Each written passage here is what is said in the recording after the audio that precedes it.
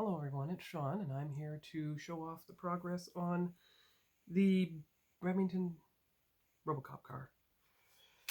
So I tried doing the silver trim on the body, you saw that before, but I'm going to take it back to flat black and fix up these things. I'll just pass it off as patched up bullet damage. Do the flat black along the bottom here, just like I did on the bumper. And of course, I touched up the seats, especially on the back of the seat rest where it didn't get spray painted because it was gripping it there. I have the back of the...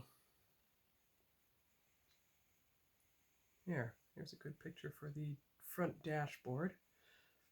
I had to substitute the other black piece so that the radio would not be in the way of the gear shift, and that the dashboard could actually fit in place properly. Still trying to glue the seats in, but I suppose I could do that now. Let's just take this picture. There you go. Take the picture of the side.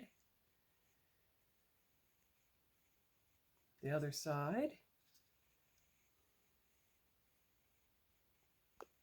And then put everything in place. So I'm going to try to glue the seats down, and then we'll put you on the table and check on the rest of the progress. I will be right back.